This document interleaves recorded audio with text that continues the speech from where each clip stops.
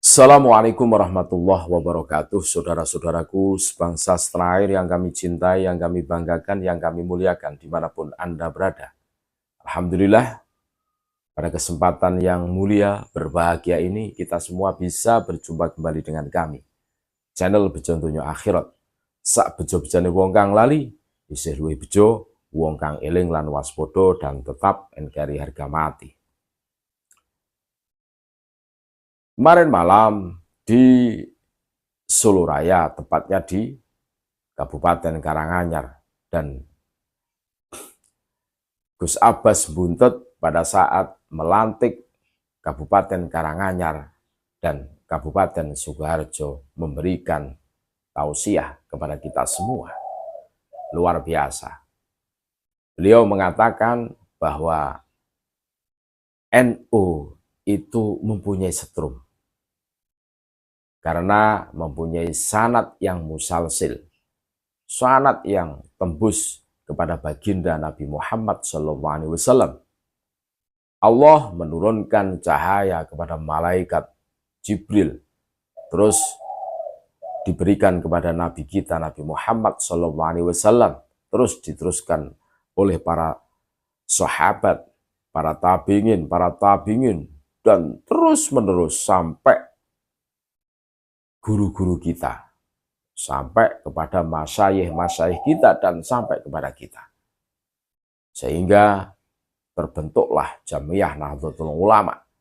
Dan Jam'iyah Nahdlatul Ulama ini semuanya itu mempunyai setrum. Pada saat Bani Pa'alwi mencoba merubah amaliyah NU, tahlilan yang ada setrumnya dirubah menjadi rotiban, mereka tersetrum, tersengat, dan mereka terpental dan terkapar. Maulid Al-Barzanji itu ada setrumnya. Bani Pa'alwi mencoba membelokkan atau mengganti dengan Maulid Simtud-Duror. Mereka tersetrum lagi dan akhirnya terjungkal lagi. Terus para guru-guru kita, leluhur-leluhur kita yang dibelokkan, namanya menjadi Habib, Wali Songo dihabibkan. Wali Songo ada setrumnya. Guru-guru kita, sesepuh kita, ada setrumnya. Mereka kualat, akhirnya terkapar juga. Bahkan pendistorsian sejarah berdirinya NU, dan NU itu mempunyai induk setrum yang besar, sehingga mereka kualat lagi. Jadi apa yang disampaikan oleh Gus Abbas Buntet ini luar biasa. Dan Gus Abbas Buntet memberitahukan kepada kita semua bahwa peradaban yang ada di Nusantara ini bukan diwariskan oleh budaya-budaya Hindu-Buddha yang banyak, tetapi yang banyak yang hari ini masih kita lihat budaya-budaya Nusantara seperti wayang dan lainnya yang nuansanya sudah Islami. Itu adalah budaya warisan-warisan Islam di era Wali Songo. Dan kita semua tidak usah ragu-ragu. Islam, budaya-budaya yang hari ini kita amalkan, itu sudah diislamkan oleh para Wali Songo. Untuk lebih lengkapnya, mari kita dengarkan bareng-bareng bagaimana penjelasan Gus Abbas Buntet pada saat melantik saudara-saudara kami Perjuangan Wali Songo Indonesia Laskar Sabilillah di Kabupaten Karanganyar dan Sukoharjo. Menarik, kita dengarkan bareng-bareng. Para sedulur niki panjenengan niki wikan ucara ning kula niku kula boten saged ngendika napa-napa niku. Teng Karanganyar niku. Kados Karanganyar niki kadene ilmu sideman niki. Ilmu sideman niku ilmu sideman. Kula wingi kula niku kempal kali Pak Yai Pangeran niku membicarakan tentang pelantikan. Ya, tadinya mau diadakan pelantikan, tapi ragu-ragu akhirnya nggak jadi. Sampai ngobrol-ngobrol mutar-mutar dia. akhirnya minal mumat ilal mumat gina kemudian minal mumat ilal mumat, ngobrol-ngobrol begitu selesai hasilnya tidak ada penyelesaian. Akhirnya gimana Gus, udah aja begini, jadi besok adakan pengajian, ada pertemuan PWI, itu biasa kami kumpul dan panjenengan isi ngaji aja di sini. Yang penting panjenengan jangan pulang dulu. Saya ini jangan pulang dulu ya, kulo tak untuk mawon. Wong memang kulo termuangkan murid kulo kami perjuangan negara dan perjuangan Wali Songo. Monggo kata jane kulo di rumah sama coro tenaga di rumah pun telas nih.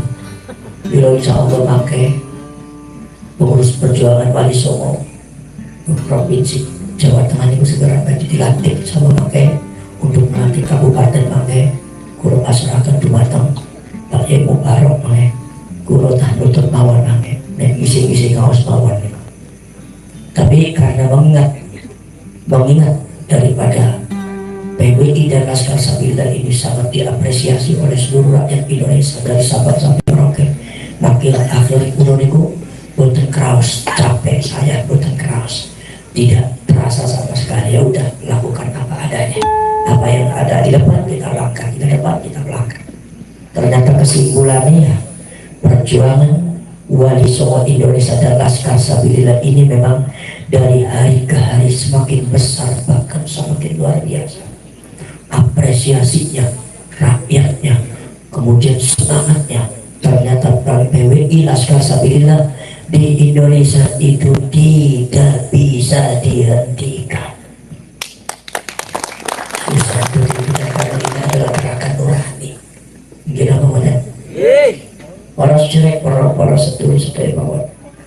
Akhirnya kulo dicatong niku teng Pak Yai Riyad, Gus Riyad, Gus pun wajib debat nggih pengkapan wonten dumateng Sragen pun kulo monggo mawon.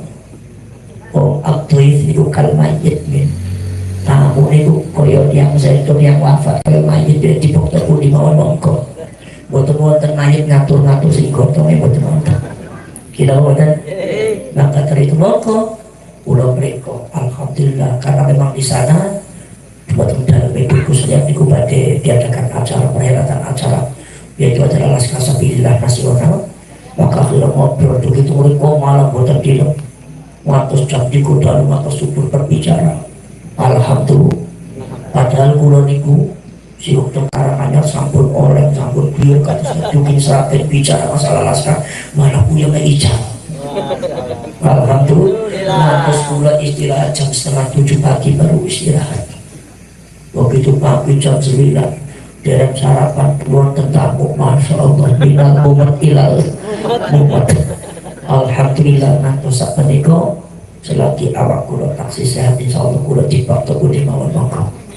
Akhirnya ada telepon kata pengurusnya, Gus nyuwun sewu, ini ada kabar bahwa Kabupaten Karanganyar siap dilantik dengan Sukoharjo. Alhamdulillah. Alhamdulillah.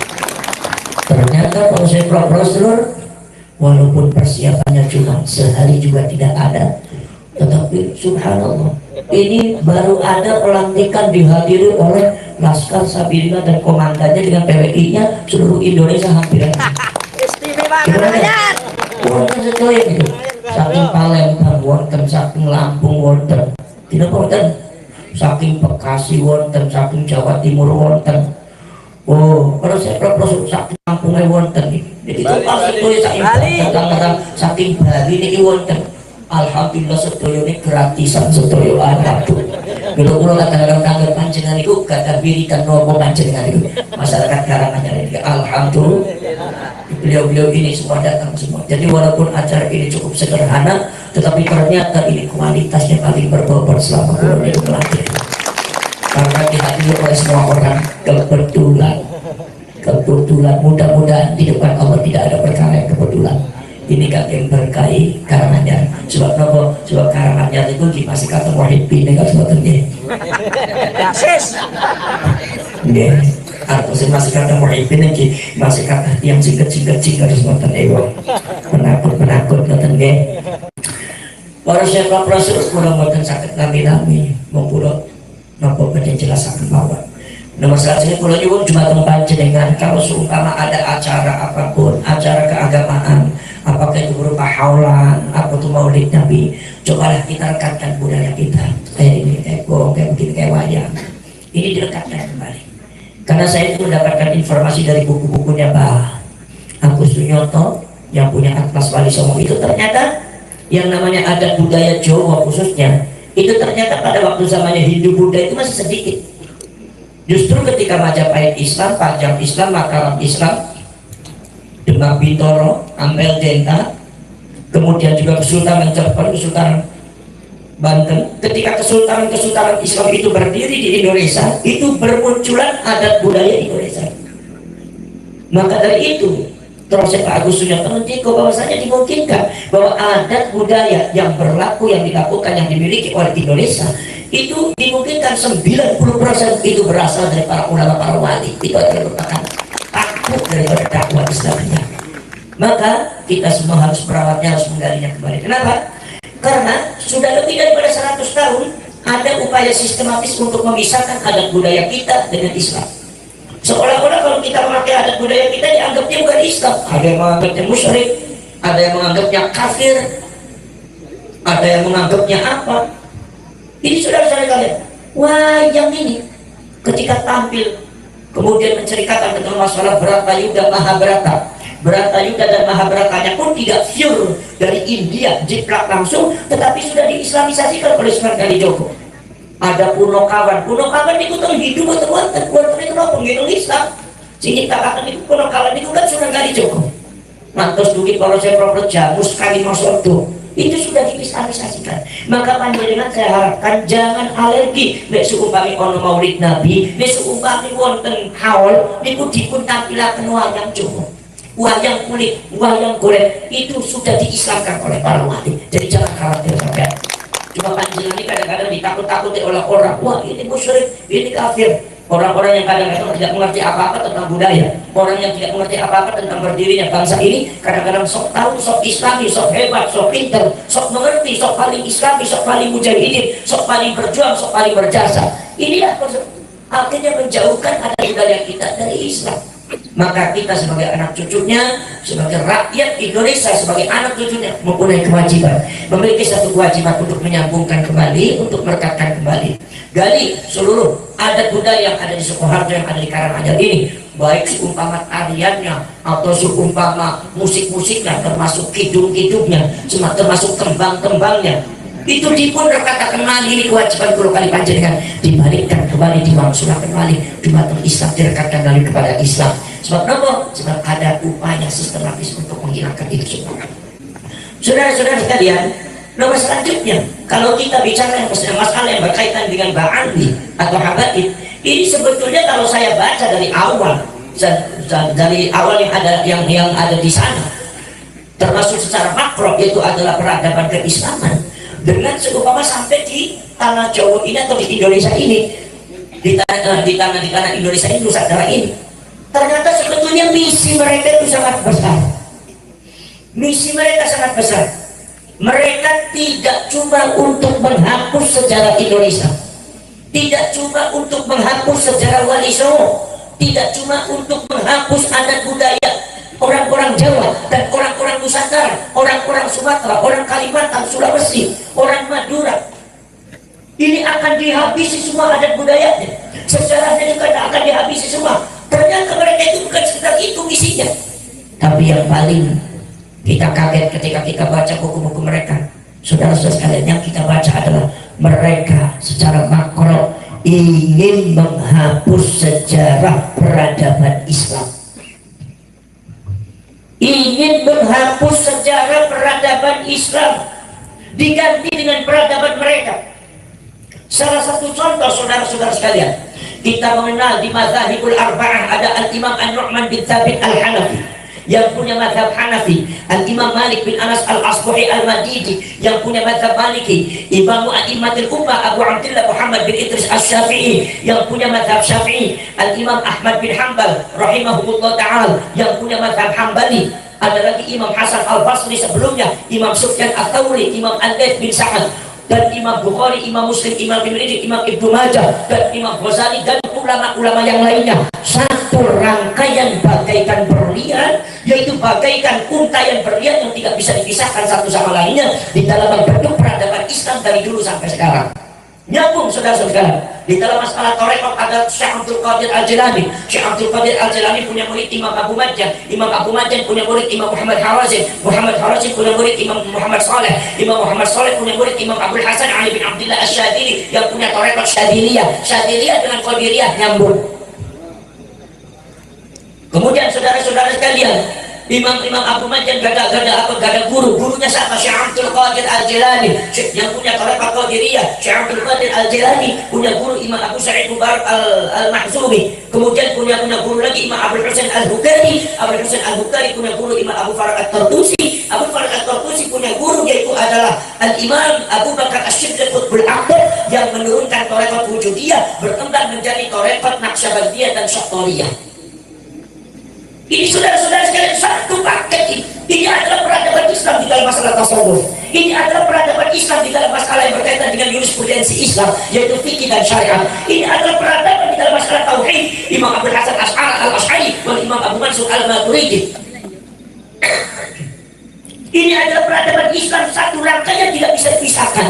Saudara-saudara sekalian, yang sanadnya langsung daripada para tabi'in, daripada tabi'in dan tabi'in langsung ke sahabat, akhirnya ke Rasulullah ke Allah Subhanahu wa taala.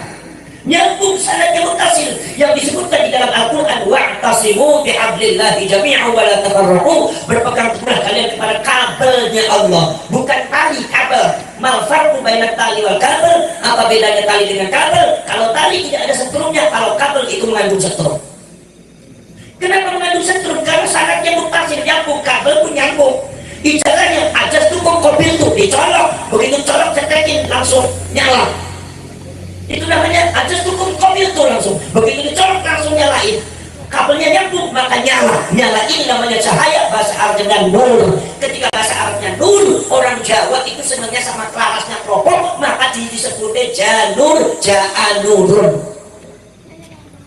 Kenapa nur? Nur ini di dalam Al-Quran itu adalah bisa berarti Allah Subhanahu wa taala, bisa berarti hidayah, bisa berarti Nabi Muhammad SAW, bisa berarti Al-Quran itu nur, bisa berarti juga mukjizat dari Allah. Saudara-saudara sekalian, nur itu siapa? Dari Allah. Pusat daripada nur adalah Allah. Allah nur samawati wal ardh. Allah itu adalah cahaya langit dan bumi diturunkan, yaitu Al-Quran kalamullah. Kalamullah itu adalah nur. Rasulullah bersabda, inna hadzal qur'ana hablullahil matin wan nurul mubin. Al-Quran ini adalah kabelnya Allah yang mengandung setrum sehingga bisa memancarkan cahaya yang bisa menerangi kita semua. Diturunkan oleh siapa? Oleh malaikat Jibril. Malaikat Jibril seorang malaikat adalah khuliqa min nur, diciptakan dari cahaya. Ditampil dumateng kanjeng Nabi Muhammad SAW. Kanjeng Nabi Muhammadnya nurun fauqa nur, cahaya di atas cahaya, diterima oleh para sahabat. Maka sahabat disebutnya ashabi kan nujum. Maka sahabat saya adalah bagaikan bintang yang bercahaya mengandung setrum, diterima kepada tabi'in dan tabi'in, para ulama kita semua yang disebutkan oleh Rasulullah, ulama ummati adalah al-ulama misbahu hadil ummah. Ulama itu adalah lentera listriknya umat ini yang mengandung setrum. Setrumnya dari siapa? Dari Rasulullah, dari Al-Quran, malaikat Jibril, dari Allah Subhanahu wa taala. Inilah yang dipegang oleh Nahdlatul Ulama yang disebut sistem isnad, manhajul isnad, sanadnya nyambung, tepung sampai ke batang kanjeng Nabi, sampai ke batang Gusti Allah. Maka dari itu NU itu semua ajarannya mengandung setrum. Ini yang kita harus paham. NU tahlil mengandung setrum, belajar fikih mengandung setrum karena sanadnya nyambung, belajar tauhid mengandung setrum karena sanadnya nyambung, belajar ilmu nahwu sharaf ya sanadnya nyambung, ya turun lagi, ada lagi batik, bayan, balaghah, ilmu istifaq, mantik, ilmu falak, semuanya turun semua. Tauhid terjun, Al-Qur'annya sanadnya nyambung ya turun sampai ke fikih syariat hadis yang mengandung sanad yang nyetrum kepada Allah Subhanahu wa taala. Maka bisa dibuktikan dari dulu saya bicara, siapapun tidak akan bisa melawan Nahdlatul Ulama, melawan NU jungkel kesetrum semua. Makanya ba'al ini habaib daripada jungkel kesetrum orang NU nih Pak. Gini betul. Nanti kupon saya Rasul, maka dari para saya Rasul. Ini peradaban ini saudara-saudara sekalian yang mencoba untuk dihapus oleh orang Ba'andi. Saudara-saudara kalian, Ba'andi ingin menguasai peradaban Islam dengan memunculkan satu tokoh Habib yang kadang-kadang di framingnya lebih hebat daripada Imam Syafi'i, lebih hebat daripada Imam Bukhari, lebih hebat dari Imam Tirmidzi, lebih hebat dari Imam Hambali, lebih hebat dari Imam Ghazali, lebih hebat dari Syekh Abdul Qadir Al-Jailani. Ini ingin menggeser peradaban Islam, bukan sekedar ingin menggeser Indonesia, ingin menghapus peradaban Islam diganti dengan kalangan mereka, bukan sekedar ingin menghapus sejarah Nahdlatul Ulama. Ini kalau kita mau cerdas ke arah itu. Saudara-saudara kalian, saya kaget saudara sekalian. Di antaranya apa? Contohnya ada beberapa ulama yang dianggap pentolan daripada Habib. Itu saudara-saudara, dan di antaranya yang paling terkenal adalah Al-Faqihul Muqaddam, yaitu ada Al-Imam Muhammad bin Ali Ba'ali, Faqih Muqaddam. Itu framingnya Faqih Muqaddam itu adalah lebih hebat daripada Syekh Abdul Qadir Al-Jalani, lebih hebat daripada Imam Syafi'i, seorang mujtahid mutlak, tapi dia tawadhu. Jadi akhirnya karena tawadhu ikut mazhab Syafi'i. Ini saudara framing kedustaan daripada habaib menciptakan Faqih Muqaddam seolah-olah dia punya otoritas dalam agama lebih hebat daripada Imam Syafi'i dan Imam Bukhari. Itu bohong. Ojo percaya sampai buka kitab Al-Quran. Kitab Al-Quran, bagaimana Ba'alwi itu menjunjung tinggi Faqih Muqaddam sampai setinggi lain, sampai ada kata-kata wala nufaddilu ahadan wala nufaddilu alaihi ahadan illa ayyakuna minal anbiya'i wal mursalin.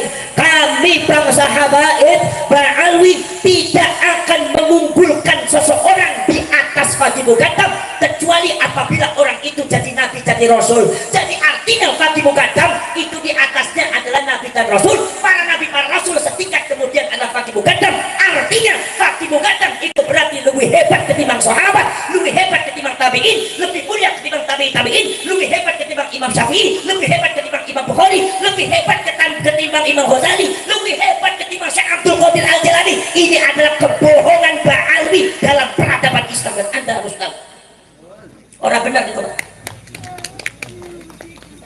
Goblok mawon boten napa-napa. Wong karangannya bisa nemu blok tok. Lawan Habib ya wedi-wedi kabeh. Karene si wani. Dadi menungsa kecingan nemen wong karangannya. Gila apa badan? Syukur ngaku deweknya syukur. Boros cari boros turun. Gila apa badan? Ini adalah framing yang dusta, bohong, ngapusi uang. Maka diadakan penelusuran oleh para ulama. Kami abad ke-13 seperti Syarif An-Nur Rafiq. Kami juga abad ke-14, contohnya adalah zamannya Salahuddin Al-Ayyubi. Sudah diadakan penelusuran. Para seluruh bagaimana itu tentang masalah Ba'alwi, termasuk ulama-ulama zaman sekarang sudah menelusuri tentang masalah Al-Faqihul Muqaddam. Ternyata apa yang dibicarakan, diunggul-unggulkan oleh Ba'alwi dan habaib tentang Faqih Muqaddam itu tidak